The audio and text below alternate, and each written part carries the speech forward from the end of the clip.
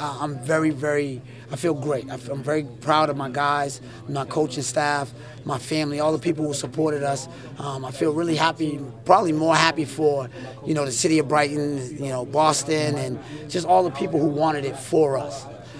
Yeah, so it feels great. What does it mean to you after what happened here last year? What does it mean? How much did that drive you guys?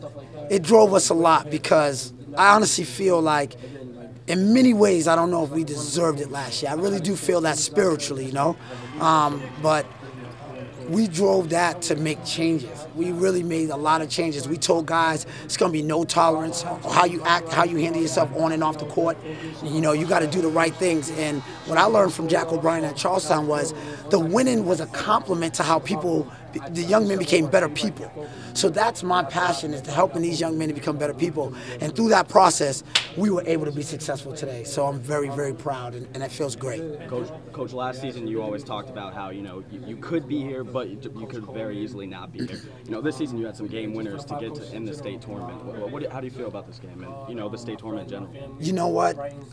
I kid you not. I think everything everything happens for a reason, and we had a lot of adversities, and, I like to bring up, like the Charlestown game early in the year when we got blown out by them. We were down, and I emptied my bench. And then the New Mission game, when we're at New Mission, we're down 20 going into the fourth, and I kept my composure, and I kept those guys, and we fought back.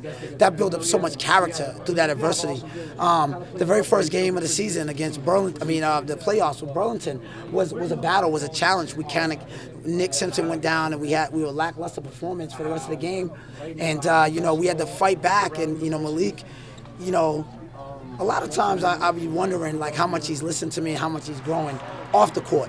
But what I realized this season from this playoffs is that he takes it in, but it shows a lot more on the court. And so, that's meant everything for us. And so that Burlington game was a wake-up call for us, and we were able to go in and try to, sort of just survive and advance each round.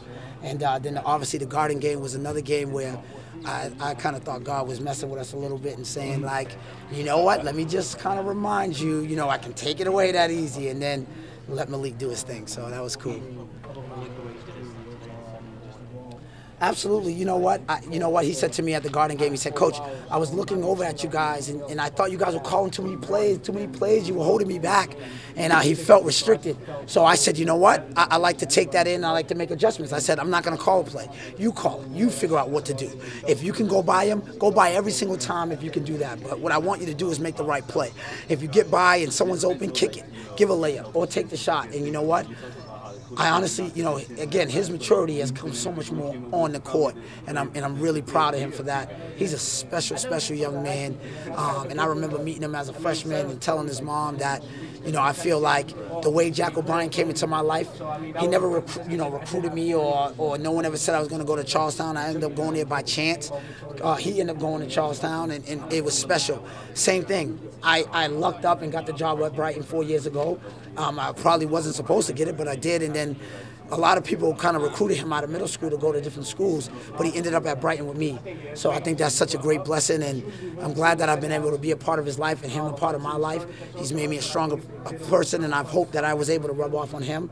And you know what? He led us to a great victory this entire season, especially today. You mentioned Jack O'Brien. I don't know if this has been asked, but you're the first team since 2003 to win city and state, and you were obviously the coach on that team. Your brother was a captain. Yes. And Jack, obviously a lifelong mentor for you. Absolutely. What does all that mean to you? You know what? Now I'm able to look back on the season in retrospect. Special, very special. I'll be honest with you, on any given night, sometimes you don't know what you're going to get from your team sometimes, with my guys, and we've been working on that over the years. So I just love the fact that, the coaching staff did an amazing job. You guys don't understand. When we talk about a team, we call it, the B5, Bengal 5, and that's the coaches, and those guys, we strategize after every game. We talk about not just basketball, we talk about what's going on with these guys in their lives and on the court. And so, it was really special to accomplish those things, but it would have never happened without the work of all of those guys. And we got Willie Vail, Curtis Grant, Lavelle Larkin, and Brendan and Bratt. And it was great to have them on board. And that honestly made the world of difference for us to have this special feat. I feel honored that the last time that it was done is with Jack O'Brien in Charlestown, and I was a part of their coaching staff, and my brother was on that team. So it is a special thing, and I definitely want to dedicate this, to Jack O'Brien. He should be coaching. He should be coaching. I have no idea why he's not coaching in the state of Massachusetts. In my opinion, he is the best coach in the state of Massachusetts. He is, and not just because he won games.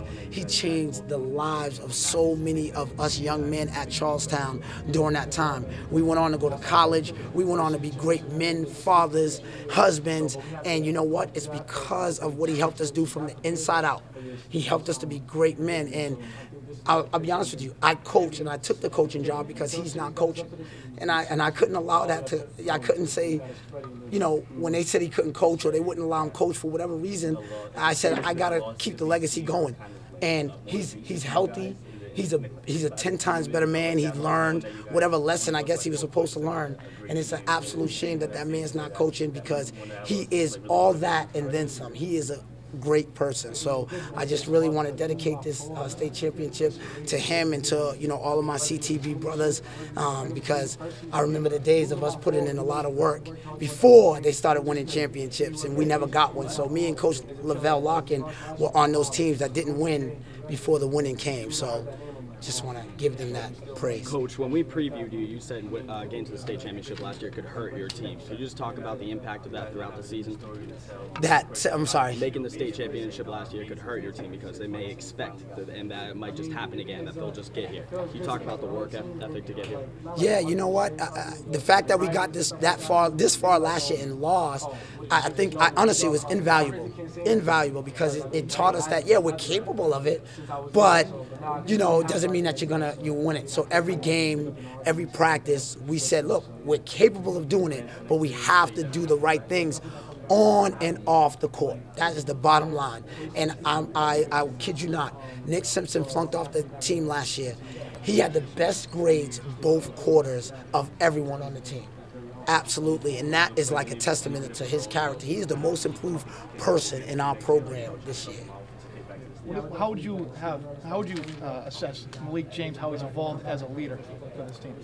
Again, a big thing for Malik has really been on the court. Off the court, I do expect a lot more of him, and he's grown in that area, but he's grown so much more as a leader on the court. And for a long time, he didn't want the pressure. Oh, stop saying I'm the man. Stop saying like I'm the point guard, so I got to be the leader. Like there's other guys who are older than me, and so I kept telling them, well, one, you are a point guard, so that automatically indicates leadership on the floor. Two, you're one of the best players, if not the best player that we have. Guys follow that. The guys believe in that, especially when you're playing a game, whether it's football, basketball, whatever. They believe in the talent. And then thirdly, you got to grow up. And when you go on to the next level, and even in life, when you get a wife or you get children or you become a point guard at the next level, you got to be a leader. So he's grown in that area, and I want him to continue to grow. But on the court, his leadership, just through his actions on the court, he's jumped leaps and bounds. He said he told them before the game, let's get focused, and then they just responded and immediately got focused in the locker room. Yep. Well, I'll tell you this. Jason Jones in the city championship said, when Malik came in the locker room, it was a different Malik that I had seen all year. And when he had a focus and an attitude, it made me focus. So I'm not surprised, and I told him that. And I didn't know that until one of the reporters, I don't forgot who told me that. But I'm sure he went back in and said the same thing. So I'm sure that was the case. How concerned were you